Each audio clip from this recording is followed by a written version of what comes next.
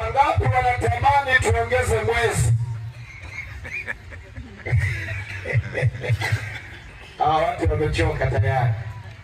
Jamani, mimi raha yangu nilikuwa nasema hivi, kama tungeongeza miezi 6 mbele na kodi ingekaa vizuri.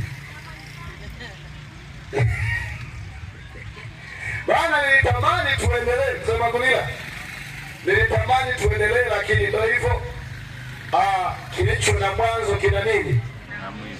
Kina mwisho. Sasa leo maneno ya mwisho ni maneno yanayotia moyo.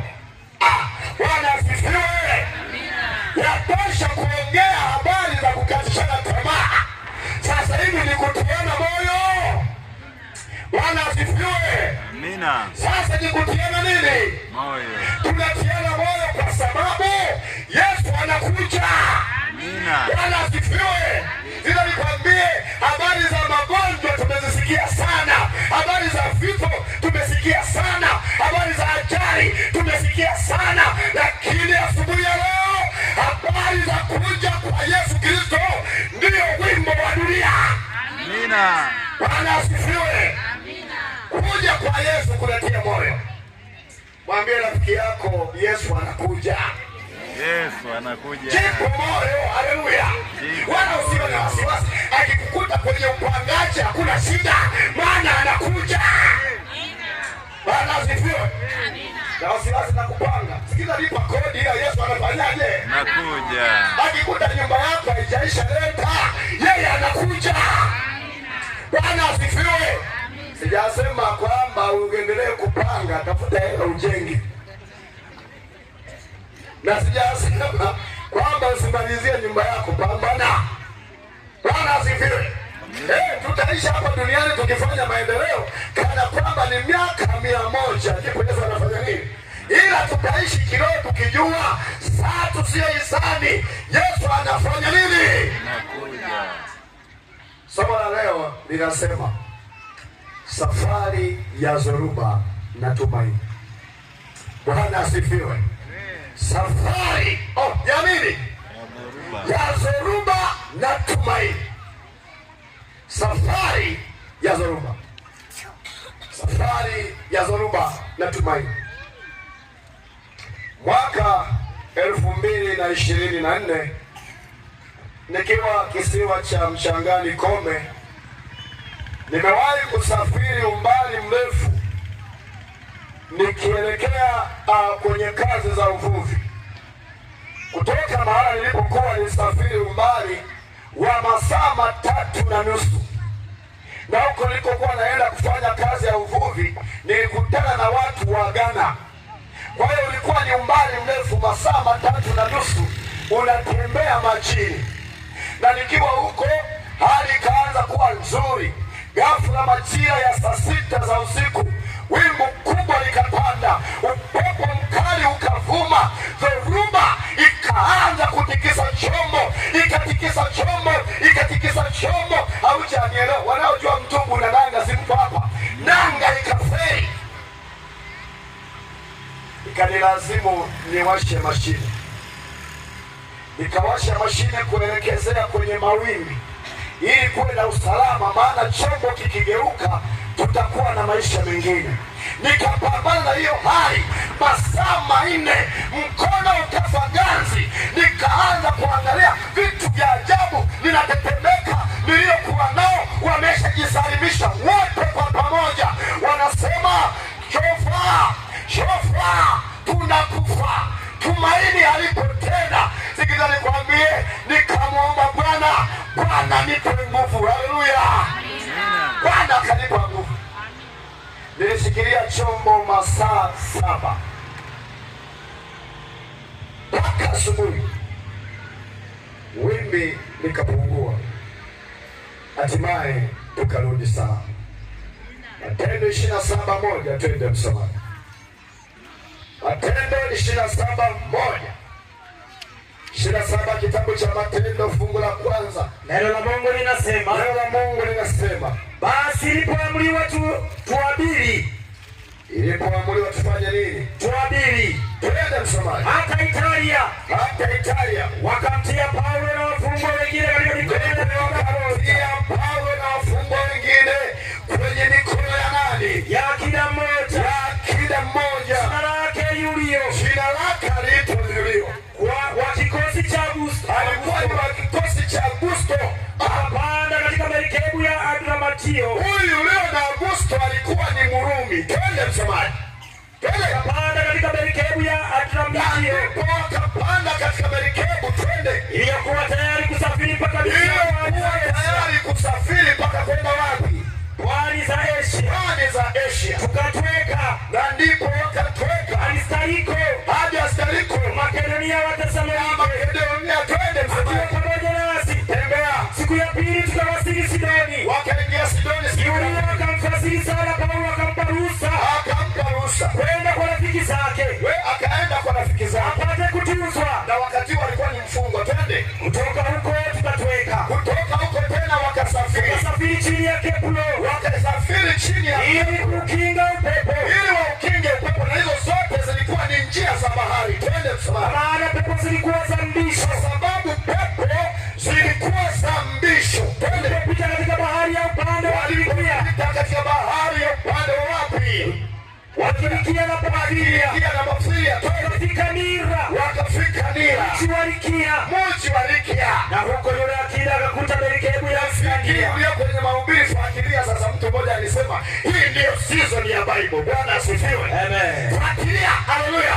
Amen. Fuatilia uangalie kisa hiki cha ajabu. Twende msomaji. Na huko yule akida akakuta merikebu ya Skandia. Huyo akida akakuta merikebu nyingine tayari kusafiri kwenda Italia. Wakapanda tena hiyo merikebu kwenda Italia. Akatupandisha humo. Akawapandisha. Twende. Tukasafiri polepole kwa muda wa siku nyingi. Wakasafiri polepole kwa muda wa siku nyingi.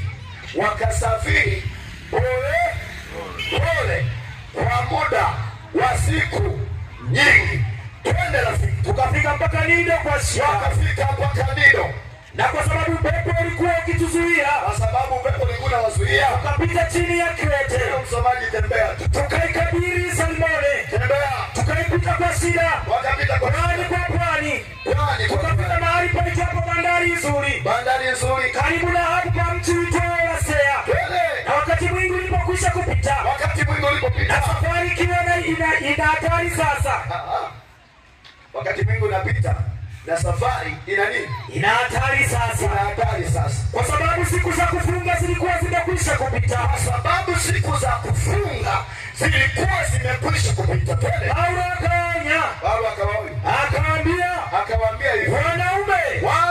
Ninaona kwamba safari hii itakuwa na madhara. Hii safari ina madhara. Na hasara nyingi. Ina hasara nyingi. Sio ya shehena. Na merikebu tu. Ila na ya maisha yetu. Safari hii ina hasara. Sio ya kawaida. Hata maisha yetu. Twende msomaji. Ila na maisha yetu pia. Lakini yule akida akawasikiliza. Na Rosa na mwenye merikebu.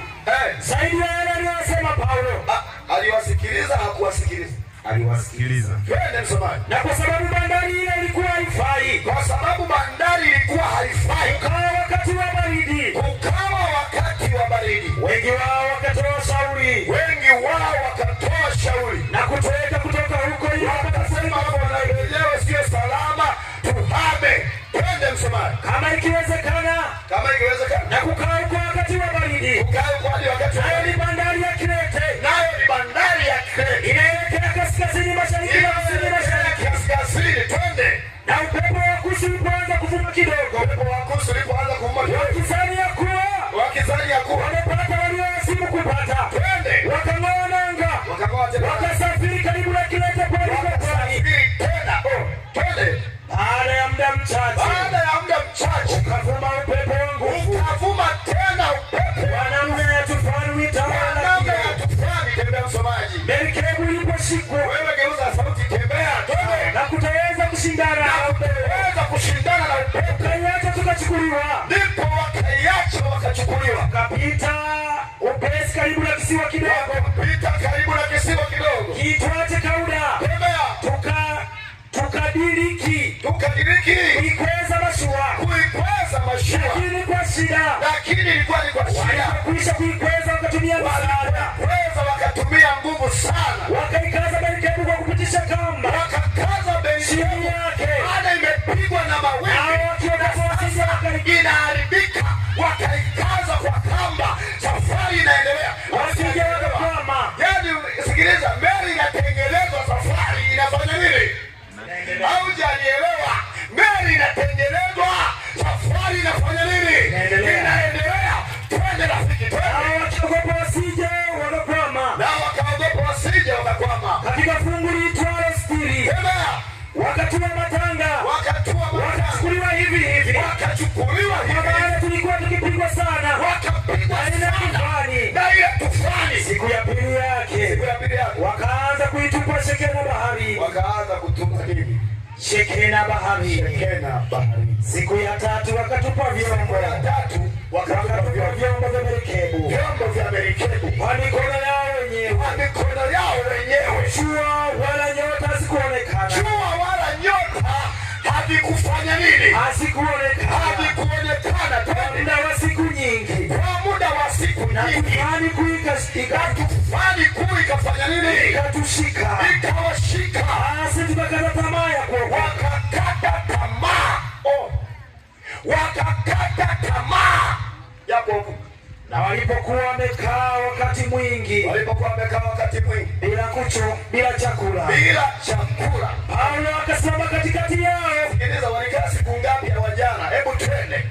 Paulo akasimama katikati yao. Twende. Paulo akasimama katikati yao, akasema, tembea, iliwapasa kunisikiliza mimi. Akasema iliwapasa kunisikiliza mimi, na kutokung'oa nanga huko Kirete, na kupata madhara haya na hasara haya. Twende. Sasa ninawapeni shauri, iweni na moyo mkuu. Haleluya, amina. Pamoja na kukata tamaa, pamoja na kushusha shehena, pamoja na kutokula kwa wakati mrefu, ninawashauri sasa, iweni na moyo nini? Mkuu. Mwambie rafiki yako uwe na moyo mkuu. Mwambie bwana, mmegombana naye, mwambie uwe na moyo mkuu. Bwana asifiwe. Amen. Uwe na moyo mkuu. Ni kweli haujala, ila uwe na moyo mkuu. Bwana asifiwe. Nikwambie uwe na moyo mkuu. Basta, uwe na moyo mkuu. Amina. Uwe na moyo mkuu. Moyo wako unaoharisha uondoke. Uwe na moyo mkuu. Paulo akasema uwe na moyo mkuu. Twende msomaji. Kwa maana hapana nafsi moja miongoni mwenu atakayepotea. Hakuna. Haleluya. Amen. Pepo zinapita. Naam. Mashua inapasuka. Naam. Meli inaharibika. Wanafunga kwa kamba. Alafu Paulo anasema uwe na moyo mkuu. Hakuna mtu atakayepotea, ila merikebu tu. Ila itakayozama ni nini? Merikebu tu. Hivi ni waulize swali. Kweli doro kabisa, mtumbwi unazama, alafu wenyewe ndio upotee mtumbwi, alafu watu wasalimike. Na wakati leo tunaangalia watu wanazama, tunaleta maiti, alafu mitumbwi tunakuja tunaivuta. Yaani mtumbwi unaokoka, alafu mtu anafanya nini? Alafu muda huu Paulo anasema mtumbwi unakufa, mtu anafanya nini? Anakuwa hai. Hili jambo mbona linachanganya? Sikiliza nikwambie mchana wa leo, safari ya zoruba na tumaini. Safari ya zoruba na tumaini. Twende malizia msomaji. Kwa maana usiku huu wa leo, malaika wa Mungu ambaye mimi ni wake, malaika wa Mungu ambaye mimi ni wake, naye ndiye ni mwabudu, alisimama karibu nami, akaniambia usiogope Paulo, kuna budi kusimama mbele ya Kaisari. Una budi kusimama mbele ya Kaisari. Umekamatwa, lakini una budi kusimama. Twende msomaji. Tena tazama, Mungu amekupa watu wote. Mungu amekupa watu wanaosafiri pamoja nawe. Bwana asifiwe. Amen. Bwana asifiwe. Amina. Haujanielewa? Wewe unayesafiri kwenda mbinguni, usiogope watu wanapokutesa. Bwana Mungu amekupa watu wa kusafiri nao. Mungu amekupa watu. Bwana asifiwe. Amina. Uwe na moyo mkuu. Mungu amekupatia watu wa kusafiri nao. Twende msomaji, malizia kisa. Basi wanaume, changamkeni. Changamkeni sasa, kwa sababu mnamwamini Mungu. Hata mjachangamka, wanaume changamkeni. Changamkeni kwa sababu mnafanya nini? Kwa sababu mnamwamini Mungu. Wanaume changamkeni kwa sababu mnamwamini nani? Mungu. Mnamwamini Mungu. Twende. Ya kwamba yatakuwa vile vile kama nilivyoambiwa. Kama nilivyoambiwa. Lakini hatuna budi kupelekwa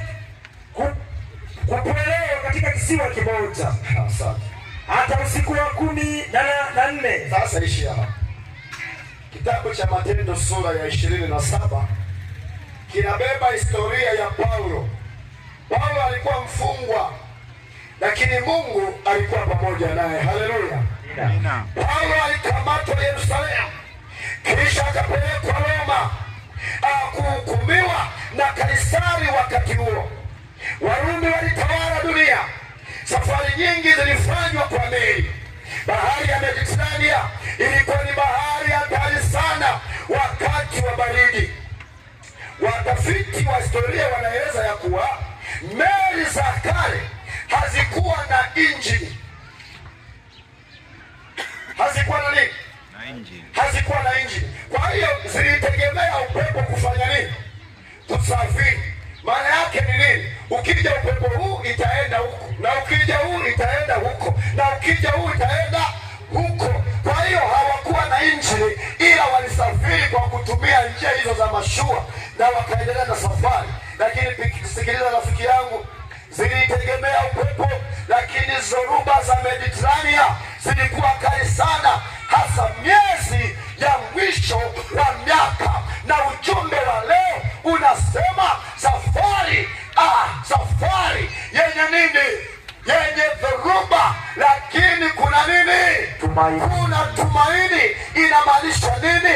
Paulo anatupatia ujumbe unaoeleza mateso ya waaminio, mateso ya wanaosafiri kwenda mbinguni, mateso ya watu wanaomwamini Bwana, mateso ya watu wanaosema kweli. Na anasema nyakati hizo za meli zilipokuwa zinasafiri, nyakati za baridi zilikuwa ni nyakati za mwisho ya miezi. Lakini nataka nikwambie, pamoja na hayo yote, Paulo alikamata, akafungwa na akasafirishwa kupitia bahari ya Mediterania. Lakini pamoja na hayo yote, bado Paulo alikuwa na Bwana. Amina. Bwana asifiwe. Paulo alikuwa na Bwana. Sikiliza yafuatayo. Katika dunia hii, katika dunia tuliyo nayo, maisha tunayoyaishi tukiwa wasafiri wa dunia hii, dunia ina mambo mengi. Dunia ina dhoruba za maisha. Dunia ina dhoruba za dhambi. Dunia ina dhoruba za majaribu. Dunia ina dhoruba za hofu. Dunia ina dhoruba za vita, na hasa vita ya kiroho. Lakini nataka nikwambie, pamoja na hayo yote, bado Mungu ana uwezo wa kutuokoa. Bwana asifiwe.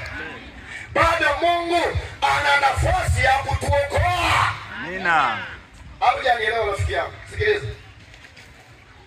Dhoruba aliyopitia Paulo na wenzake, ukisoma historia ya kitabu cha Matendo sura ya 27, utaona waliteseka, wakateseka, na hatimaye chombo walichokuwa wamepanda kikazama na mashua, na ile meli ilipozama, baada ya kuzama, bado Bwana aliwaokoa Paulo na wenzake. Amina. Bwana asifiwe. Bwana aliwaokoa. Bwana aliwaokoa. Mchana wa leo natamani tutiane moyo kwa maneno machache yafuatayo. Moja ya kitu ambacho ninatamani tukiangalia ni hiki. Moja ya kitu ambacho ninakiona ni hiki. Mungu anaiona zoruba na changamoto tunazozipitia. Na kisa cha Paulo kinasema walipitia nyakati ngumu, si kwa muda mchache, bali kwa muda mrefu. Leo wako watu ndani ya nyumba ya Bwana, wako watu katika maisha haya wamepitia zoruba, wamepitia mateso, wamepitia majanga na hatimaye wamekata tamaa. Sikiliza nikwambie, wewe una Bwana, uwe na moyo mkuu, usiogope. Amina. Usiogope. Unakata tamaa kwa sababu ya zoruba. Zoruba zitapita. Bwana asifiwe. Amina. Iko saa zoruba zitapita. Amina. Merikebu ya Paulo ninaileta kwa wakati wa sasa ni dunia yetu. Dunia yetu tulio nayo. Dunia yetu tulio nayo. Hii dunia inaendelea kuharibika mpaka sasa hivi inafungwa. Lakini bado watu wanasafiri. Bwana asifiwe. Amina. Bado watu wanafanya nini? Wanasafiri. Bado watu wanasafiri. Na hadi Bwana aliyotupatia anasema dunia hii itatoweka.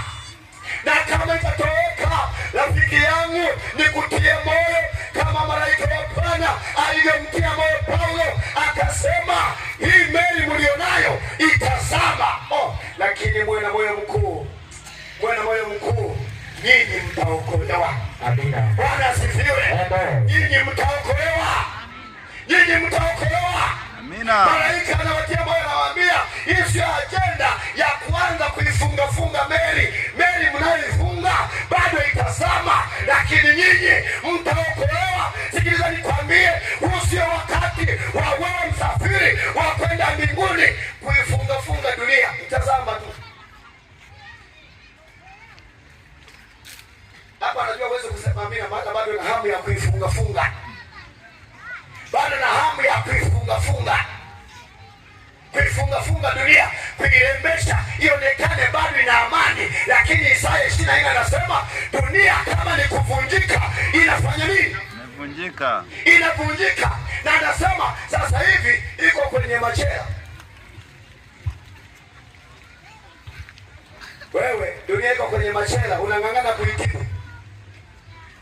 Bwana asifiwe. Amina. Unang'ang'ana. Sio saa ya kung'ang'ana. Paulo anaambiwa uwe na moyo mkuu. Umepanda kwenye chombo kibovu, lakini sikiliza nikwambie, ubovu wa chombo hauzuii kuokolewa kwako. Amina. Ubovu wa chombo hauzuii kuokolewa kwako. Paulo anatuambia nini mchana wa leo? Mambo ya kuzingatia ni haya.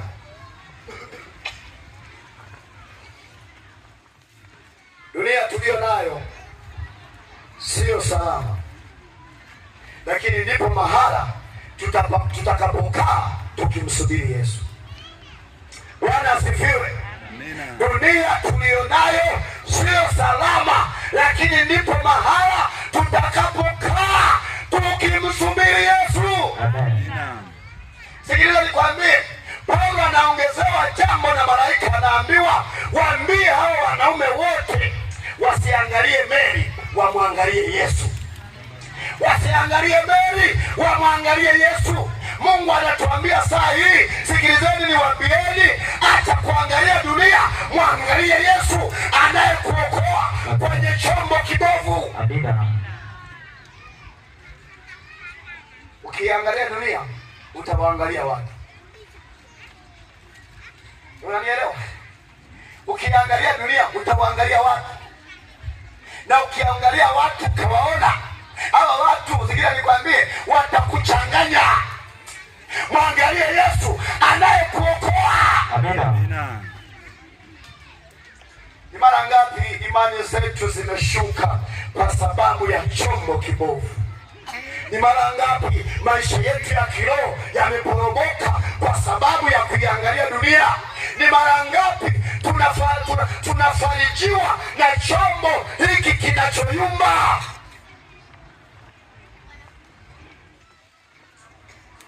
mchana wa leo, chombo tulicho nacho dunia kina matumaini ya muda kitambo. Baada ya hayo matumaini, chombo hicho huharibika. Sikilizeni niwaambie rafiki zangu, dunia hii inapita, na kwa sababu ni chombo ambacho kinaharibika, kinatimiza kusudi la Mungu na ahadi yake. Maana Yesu alisema kwenye kitabu kile cha Yohana 14, hautasoma rafiki yangu, usihangaike. Akasema, msifadhaike mioyoni mwenu, kama mnamwamini Mungu mwaminini na Yesu Kristo, maana nyumbani kwa Baba yake kuna makao mengi. Na anasema anaenda kufanya nini? Anaenda kutuandalia. Na anatupa ujumbe gani jioni mchana wa leo? Anasema usitumie muda mwingi kufunga kamba dunia inayovunjika. Tumia muda mwingi kulitazama tumaini la wokovu kwenye maisha yako. Paulo wakati wanasafiri, ilifika wakati shehena zikawalemea. Bali yetu ya dunia hii ina mtindo wa ajabu sana. Ina mtindo wa kutupatia matumaini ya kukusanya, na ina mtindo wa kutukatisha tamaa, wa kutapanya vile tulivyokusanya. Haujanielewa? Bwana asifiwe. Amina. Haujanielewa? Hii dunia inakaa mchezo ka ajabu. Nikila nikwambie, ile merikebu walikuwa wamepakia shehena za kila zamani, walikuwa wameweka, lakini dhoruba ilipochafuka hata shehena zao zilipotea. Haujanielewa? Kwenye hii dunia unaweza ukakusanya, ukapata magari, ukapata majumba, ukapata fedha, ukajivuna, lakini kuna saa hii dunia iliyokupatia hivyo vitu bado itavitosha, bado vitatoka, na vitatoka wewe ukiwa hautaki. Bwana asifiwe. Amina. Sikiliza, Paulo anatufundisha kitu hiki kifuatacho. Vitu tunavyovikusanya duniani havitusaidii kutupatia wokovu. Na usipoangalia, unaweza ukatumia muda mwingi kukusanya rasilimali za dunia, dunia ikapotea, na wewe ukafanya nini? Ukapotea. Rafiki, sikiliza, masumbufu ya dunia yasikutoe kwa Mwokozi. Amina. Kwa nini? Mambo yote tunayohangaika nayo duniani ni ya muda kitambo, na yote yanayotupasa ni ya wapi? Ya duniani. Kwa nini? Ulishawahi kusikia mbinguni kuna chuki? Chuki iko duniani. Mbinguni hakuna chuki. Hasira iko wapi? Duniani. Mbinguni hakuna hasira. Wizi uko wapi? Duniani. Mbinguni hakuna wizi. Haya yote tunayohangaika nayo, chuki, hasira, wizi, tamaa, haya yote yanaonekana kuifunga dunia, lakini itapasuka. Amina. Uwe na moyo mkuu. Meli itazama, ila wewe utaokolewa. Amina. Meli itazama, wewe utaokolewa. Amina. Sikiliza, Paulo akaongezewa, akaambiwa, ninakutia moyo na moyo mkuu, kwa sababu wewe una watu. Bwana asifiwe. Amina. Msafiri mwenzangu akwenda mbinguni. Msafiri mwenzangu akwenda mbinguni. Wewe una watu. Wewe unaijua dunia vizuri. Wasaidie walio gizani waijue dunia. Haujanielewa? Wewe una watu. Mbona mnaniangalia mpaka mnanihurumia? Wewe hauna watu. Wewe hauna watu. Wewe unaelewa dunia inaenda kuangamia. Paulo anaambiwa kwenye hii meli, nikiangalia yule akida, nikiangalia wale walinzi, nikiangalia wale abiria, wote hawana tumaini. Ninakuamuru wewe, waambie kuna tumaini. Amina. Je, unatumia muda kuambia watu kuna tumaini? Unatumia huo muda? Bwana asifiwe. Amina. Sikiliza nikwambie kitu. Ili uambie watu kwamba kuna tumaini, lazima kwanza wewe uwe na tumaini. Bwana asifiwe. Amina. Ili uambie watu kwamba hii meli inavunjika, hii dunia inaharibika, acheni kuhangaika kufunga kamba. Wewe wa kwanza kuacha kufunga kamba dunia.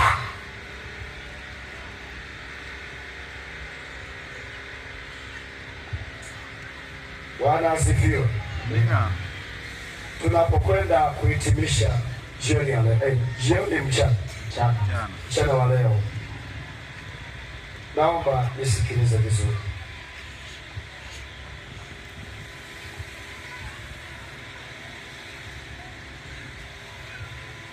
Kitabu cha Zaburi ya 46 fungu la kwanza. Zaburi 46 moja tu. Maneno ya Mwenyezi Mungu yanasema, Mungu kwetu sisi ni kimbilio na nguvu. Pamoja na kwamba dunia inapoteza mwelekeo, dunia inaharibika, Biblia inasema Mungu kwetu sisi ni kimbilio na nini? Na nguvu. Kimbilio na nguvu. Msaada utakaoonekana tele wakati wa mateso. Kwa hiyo hatutaogopa ijapobadilika nchi. Ijapotetemeka milima moyoni mwa bahari. Hatutaogopa nchi ijapofanya nini? Ijapobadilika. Hatutaogopa. Rafiki zangu, ngoja niwaambie, Paulo kwenye ile meli alionekana ni mfungwa. Hivi tunanielewa vizuri zaidi? Paulo alionekana ni nani? Mfungwa. Manahodha walimdharau, abiria walimdharau, maaskari walimdharau kwa sababu ya hali yake ya ufungwa. Huyo aliyeonekana mfungwa alileta tumaini. Amina. Sikiliza rafiki yangu, hii dunia itakudharau kwa sababu inapambana kufunga kamba meli inayopasuka, na wewe unataka kutengeneza heshima na dunia. Na kama leo kuna changamoto kubwa, ni ya watu waliobeba ujumbe wa Bwana kutaka kutumia muda mwingi kuifunga dunia.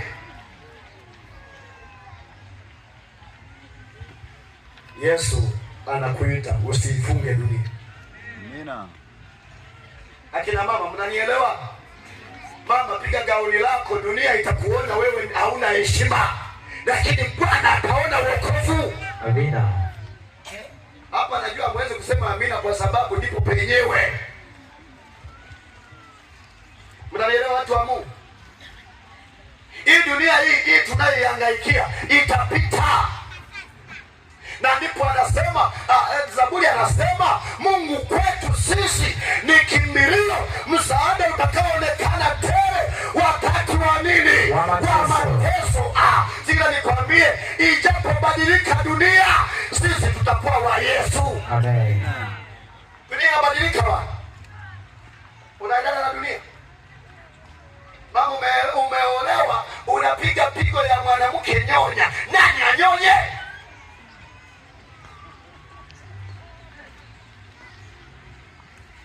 Badilisha mtazamo.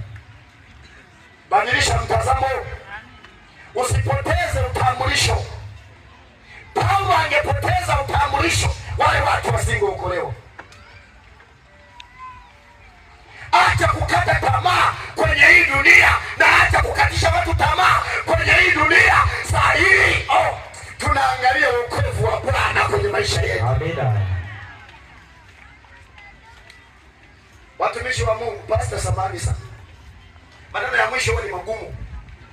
Sikiliza nikwambie, wokovu wa Bwana unakuja kwa mtu saa asiyoizani. Saa asiyoizani wokovu wa Bwana unapo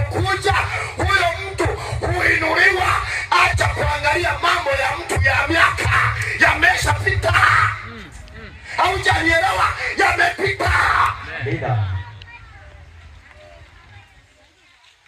Naandika dokumenti makosa ya mtu panya anapitia, bado wewe akili imesevu, acha yameshapita.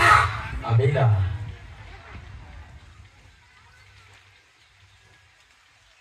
Lazima yameshapita. Hata yale nilikuwa nawahubiria jana nawapa kisa yalipita. Na ili ujue yalipita, baada ya kuanza kuvaa nina shuka moja jekundu rubega, lingine jeusi rubega, sasa hivi nina suta, yamepita. Amina. Yamepita.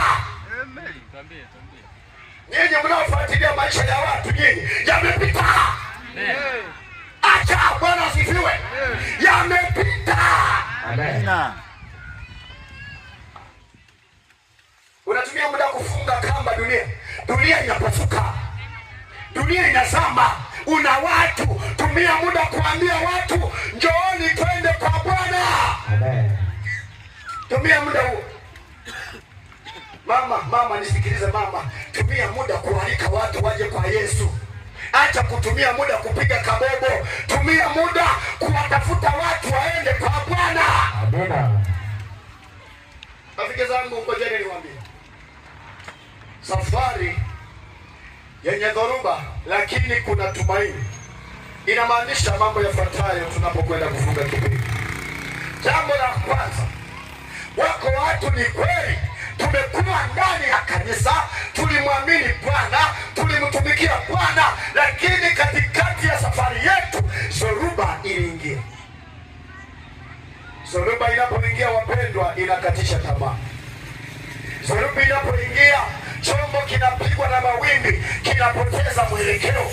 Kuna wakati tunapigwa na mawimbi ya dunia, tunapoteza mwelekeo. Sikiliza nikwambie, bado Bwana anaisoma ramani ya wokovu. Bwana asifiwe. Amina. Bado Bwana anasoma ramani ya wokovu. Sikilizeni niwaambie watumishi wenzangu na watu wa Mungu. Unapomwamini Mungu, haimaanishi shida na taabu zimeisha. Changamoto zitaendelea kuwepo, lakini nataka nikwambie, zikabili changamoto, usizikimbie changamoto. Amen. Yesu atakuwa msaada juu ya maisha yako. Na jambo la tatu, watu wa Mungu, hii dunia inaweza ikaleta vivutio vingi na ikatuteka, lakini nataka nikwambie habari njema ni hii: wote wanaosikia sauti ya Bwana wataondoka kuwa mateka wa Bwana, wa wanadamu wawe mateka wa Bwana. Mzee Mangulila, heri yako wewe ukitekwa na Bwana, ole wako ukitekwa na dunia. Wito wa Bwana mchana wa leo anatuambia maneno yafuatayo.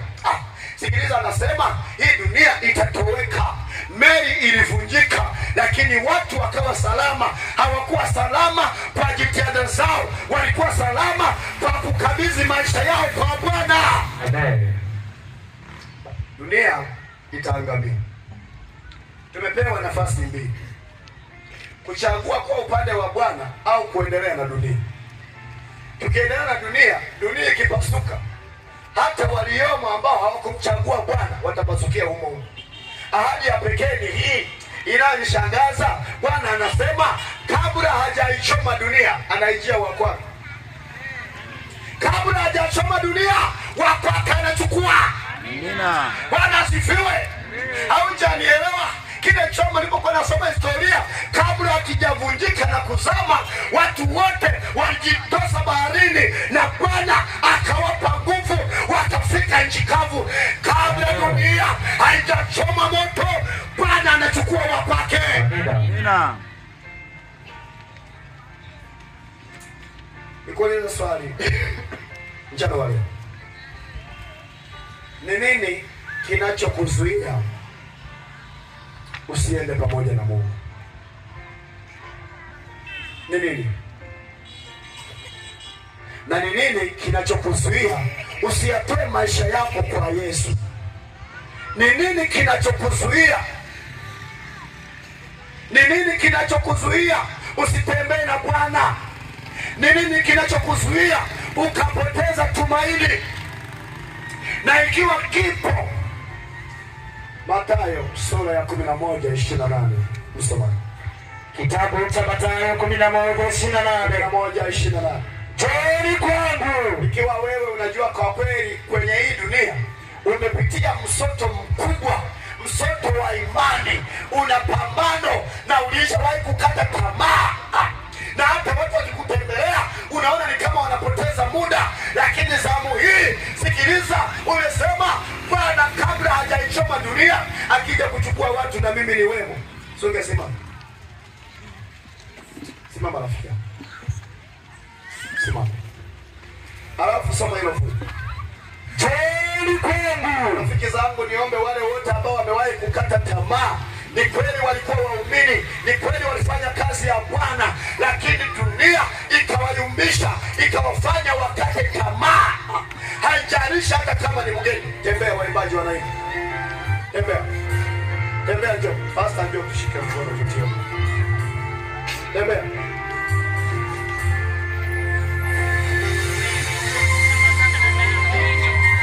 Wewe subiri wimbo kuanza. Wewe tembea, njoo. Tembea. Tembea. Wako watu walishawahi kumtumikia Bwana, lakini wakapoteza mawasiliano na Bwana, wakakata tamaa, na Bwana anawahitaji.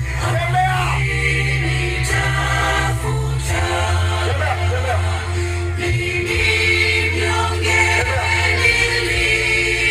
Bwana kubariki sana. Barikiwe sana. Bwana anakutafuta mnyonge uliyepotea. Bwana kubariki. Bwana kubariki. Bwana kubariki. Bwana kubariki. Oh, barikiwe sana. Barikiwe sana. Barikiwe mama, njoo, njoo. Waimbaji mnasogea, mnaimba, mnasogea, tukiri watu waje. Tembea. Oh, rafiki yangu nimefurahi, Mungu akubariki. Barikiwe. Ndilo pembe la Bwana. Oh, barikiwe sana. Barikiwe sana. Tembea rafiki zangu, msirudi, tembea. Tembea tu, njoo, tembea, tembea. Barikiwe sana. Tembeeni, piteni, piteni, piteni. Bwana wabariki. Pita, pita, pita. Pita, tusogee nyuma kidogo hapo, tusogee hapo kwenye kakimuli. Tusogee, tusogee. Oh, barikiwe sana. Barikiwe sana. Barikiwe sana. Bwana kubariki sana. Barikiwe sana. Barikiwe sana. Barikiwe sana. Barikiwe sana. Hii dunia tunayofunga kamba itapasuka. Tembea, njoo kwa Yesu. Bwana kubariki. Bwana kubariki. Barikiwe sana. Oh, nimefurahi kukuona. Barikiwe sana. Barikiwe. Barikiwe. Piteni, piteni rafiki zangu. Piteni, piteni. Piteni, piteni rafiki zangu. Piteni. Kama uliwahi kukata tamaa, wewe tembea, njoo. Tembea. Tembea, Bwana awe pamoja nao. Tembea. Tembea. Oh, barikiwe sana mama. Barikiwe sana. Mama, ubarikiwe sana. Oh, barikiwe. Barikiwe sana. Barikiwe sana. Barikiwe sana. Tembea, tembea, tembea tunapokwenda kuomba. Tembea, Bwana akubariki sana. Barikiwe sana. Barikiwe sana. Barikiwe sana. Barikiwe. Barikiwe. Oh, nimefurahi kukuona. Barikiwe sana. Barikiwe sana. Barikiwe. Karibuni tena, Bwana awabariki. Barikiwe. Barikiwe sana. Oh, rafiki yangu, barikiwe sana. Bwana akubariki. Barikiwe sana. Barikiwe sana. Oh, barikiwe sana.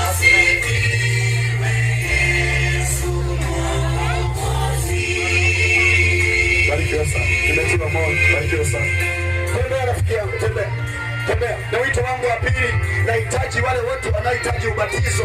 Nyosha mkono, nyosha mkono, nyosha mkono, nasema Bwana nisaidie. Na leo tunamaliza tu kuhubiri hapa na ubatizo unafanyika. Nyosha mkono. Nyosha mkono. Nyosha mkono. Nyosha mkono. Tembea mama, tembea, tembea, tembea. Na wale wote mlioko huko mnahitaji ubatizo, niwaombe tu tupate nafasi nyingi, njooni hapa. Njooni hapa wote mnahitaji ubatizo wa leo. Njoo, njoo, njoo hapa. Njoo hapa. Wale wote wanahitaji kubatizwa, tembea, tembea. Hata kama uko nyumbani tunakusubiri. Tembea, tembea. Na ubatizo wa leo utafanyika, ubatizo mkubwa. Nataka nikwambie, huu ubatizo ni kwa ajili yako. Tembea, tembea, tembea. Oh, rafiki yangu, Bwana akubariki sana. Nimetiwa moyo. Barikiwa sana. Barikiwa sana. Tembea wote wanahitaji ubatizo. Tembeeni, njooni hapa. Njooni hapa. Rafiki, waandike majina kama hawajaandikwa. Waandike majina. Tembea hata kama uko mbali, tembea. Tembea. Tembea. Watieni moyo watu waje kubatizwa. Lakini nikupe onyo, usimlazimishe usilazimishe mtu kubatizwa, mwachaje kwa hiari. Tembea, tembea, tembea, tembea, tembea. Bwana wabariki. Tembea, tembea, tembea. Wale wote wanahitaji ubatizo, tembeeni jioni. Bwana anawahitaji. Tembea, tembea, hata kama uko mbali, hata kama uko nyumbani na unatusikia, ndio mwisho wa mikutano hii. Bwana anakuhitaji. Tembea, njoo kwa ajili ya ubatizo. Tembea, tembea, tembea, tembea, tembea, tembea.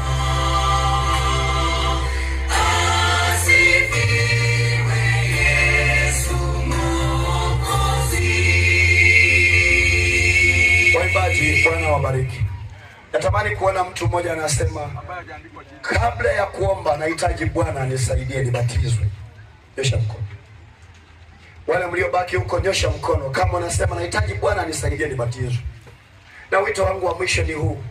Yawezekana ulikuwa muumini mzuri na ukapoteza ushirika wako kwa changamoto yoyote unayoijua, lakini umeamua kumrudia Bwana na unasema, Bwana, ikiwezekana nibatizwe.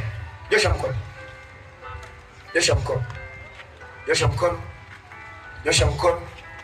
Nyosha mkono. Nyosha mkono. Pastor, njoo tuombe. Njoo tuombe.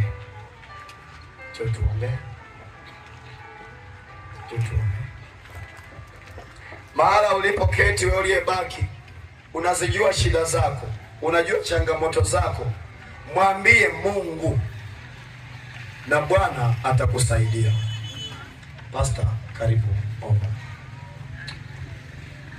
Baba yetu na Mungu wetu mwema, Mungu muumbaji wa mbingu na nchi, mchana huu wa leo umekuwa pamoja na sisi, umetufundisha, umetuelekeza katika neno lako, lakini pia katika kutuelekeza Bwana umetuambia ya kwamba tuwe na moyo mkuu. Sisi nasi kwa dhati kabisa, kwa sababu ya kuitikia